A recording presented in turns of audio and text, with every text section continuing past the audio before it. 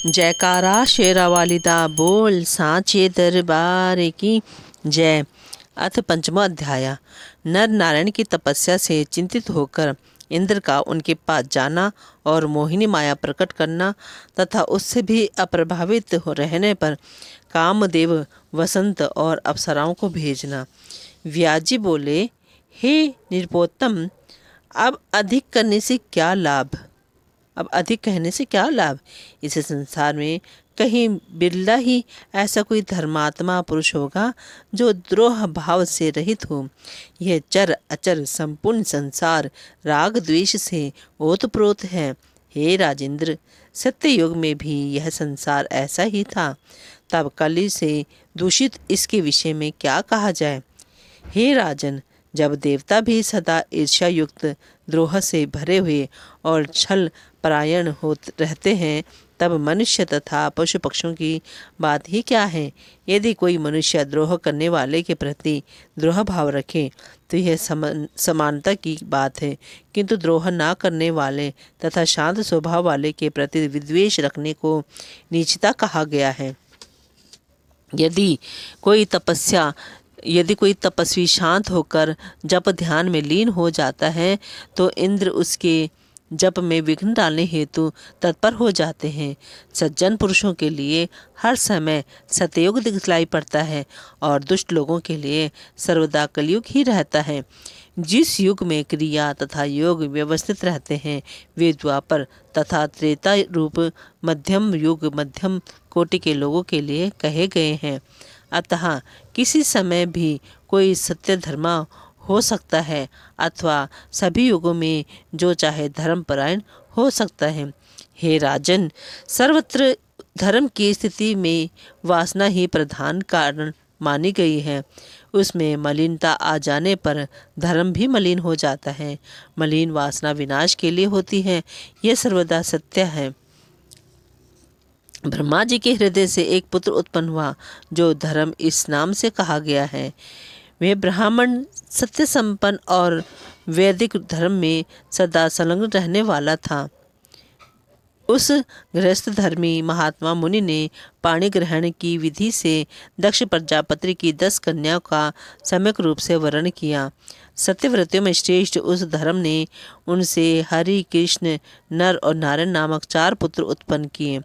हे राजन, उनमें हरि और कृष्ण ये दोनों योगाभ्यास करने लगे तथा नर और नारायण ये दोनों हिमालय पर्वत के शिखर पर जाकर बद्रिकाश्रम तीर्थ में कठिन तपस्या करने लगे। वे प्राचीन मुनि श्रेष्ठ नर और नारायण तपस्वियों में सबसे प्रधान थे। गंगा के विस्तृत तट पर रहकर ब्रह्म चिंतन करते हुए भगवान विष्णु के अंशावतार नर नारायण ने वहाँ पूरे 1000 वर्षों तक कठोर तप किया। उनके तप से चराचर सहित संपूर्ण संसार संतप्त हो गया। इससे इंद्र के मन में नर नारायण के प्रति क्षोभ उत्पन्न हो गया। तब चिंतित होकर इंद्र ने अपने मन में सोचा, अब मुझे क्या करना चाहिए। ये धर्मपुत्र नर नारायण तपस्वी तथा ध्यानपरायण हैं। ये पूर्ण रूप से सिद्ध होकर मेरा श्रेष्ठ आसन ग्रहण कर लेंगे। अतः किस प्रकार विघ्न उत्पन्न करूं जिससे तप न कर सके। अब इनके मन में काम, क्रोध अथवा अत्यंत भीषण लोभ उत्पन्न करके तप में विघ्न करना चाहिए। यह विचार कर इंद्र अपने उत्तम ऐरावत हाथी पर सवार होकर उनके तप में विघ्न डालने की इच्छा से गंधमादन पर्वत पर शीघ्रता पूर्वक जा पहुँचे। वहां जाकर उन्होंने उस पवित्र आश्रम में तप करते हुए नर नारायण को देखा। उस समय तप के प्रभाव से दीप्त शरीर वाले वे दोनों ऋषि उगे हुए सूर्य की भांति प्रतीत हो रहे थे। इंद्र ने सोचा, क्या ये ब्रह्मा और विष्णु प्रकट हुए हैं अथवा 2 सूर्य उदित हो गए हैं। धर्म के ये दोनों पुत्र अपने तप द्वारा ना जाने क्या कर देंगे। ऐसा विचार करके शचीपति इंद्र ने नर नारायण की ओर देख कर उनसे कहा, हे महाभाग धर्मनंदन, आप लोगों का क्या कार्य है, बताइए। मैं श्रेष्ठ वर अभी प्रदान करता हूँ। हे ऋषियों, मैं वर देने के लिए ही आया हूँ। वर अदेय हो तो भी मैं दूंगा, क्योंकि मैं आप लोगों की तपस्या से प्रसन्न हूँ। व्यास जी बोले, इस प्रकार उनके सामने खड़े होकर इंद्र ने बार बार उनसे वरदान मांगने को कहा, किंतु ध्यान मग्न तथा दृढ़चित वे दोनों ऋषि नहीं बोले। तब इंद्र ने अपनी भयदायिनी मोहिनी माया प्रकट की। उन्होंने भेड़िए, सिंह, व्याघ्र आदि हिंसक जंतुओं को उत्पन्न करके उन्हें भयभीत किया। इसी प्रकार वर्षा, वायु तथा अग्नि उत्पन्न करके इंद्र ने अपनी मोहिनी माया रचकर उन दोनों को भयभीत करने की चेष्टा की, किंतु धर्मपुत्र वे दोनों मुनि इस भय से भी वश में नहीं किए जा सके। ऐसे उन नर नारायण को देखकर इंद्र अपने भवन चले गए। वे नर नारायण वरदान के लोभ में नहीं आए और अग्नि तथा वायु से भयभीत नहीं हुए। व्याघ्र, सिंह आदि के आक्रमण करने पर भी वे दोनों अपने आसन से हिले तक नहीं। उन दोनों के ध्यान को भंग करने में उस समय कोई भी समर्थ नहीं हो सका। इंद्र भी अपने घर पहुंचकर दुखित होकर विचार करने लगे कि मुनिवरों में उत्तम ये दोनों ऋषि भय तथा लोभ से विचलित नहीं हुए। वे तो महाविद्या, आदि शक्ति, सनातनी, सब लोगों की स्वामिनी और अद्भुत परा प्रकृति का ध्यान कर रहे थे। देवताओं तथा असुरों के द्वारा रची गई सारी माया जिन भगवती से ही उत्पन्न होती है, उनका ध्यान करने वाले को विचलित करने में कौन समर्थ है, चाहे वे कितना ही बड़ा माया विज्ञ क्यों न हो। जो लोग कल्मश रहित होकर भगवती का ध्यान करते हैं, वे भला कैसे विचलित किए जा सकते हैं। देवी का वाग बीज, काम बीज और माया बीज, यह जिसके हृदय में विद्यमान है, उसे विचलित करने में कोई भी समर्थ नहीं है।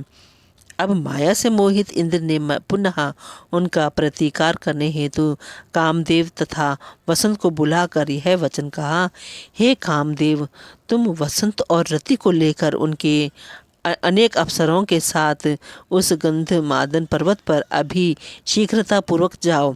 वहाँ नर नारायण नामक दो प्राचीन श्रेष्ठ ऋषि बद्रिकाश्रम के एकांत स्थान में स्थित होकर तपस्या कर रहे हैं। हे मनमथ, उनके पास जाकर तुम अपने बाणों से उनके चित्त को कामासक्त कर दो। उनका मोहन तथा उच्चाटन करके तुम अपने बाणों से उन्हें शीघ्र आहत कर डालो। मेरा यह कार्य अभी सिद्ध करो। इस प्रकार हे महाभाग, धर्म के पुत्र, उन दोनों मुनियों को वशीभूत कर लो। इस संपूर्ण संसार में देवता, दैत्य या मनुष्य कौन ऐसा है जो तुम्हारे बाण के वशीभूत होकर अत्यंत कामासक्त ना हो जाए। हे कामदेव, जब ब्रह्मा, मैं, इंद्र, शिव, चंद्रमा या अग्नि भी मोहित हो जाते हैं, तब तुम्हारे बाणों के पराक्रम के सामने उन दोनों की क्या गणना है। तुम्हारी सहायता के लिए मेरे द्वारा यह रंभा आदि अप्सराओं का समूह भेजा जा रहा है, जो वहां पहुंच जाएगा।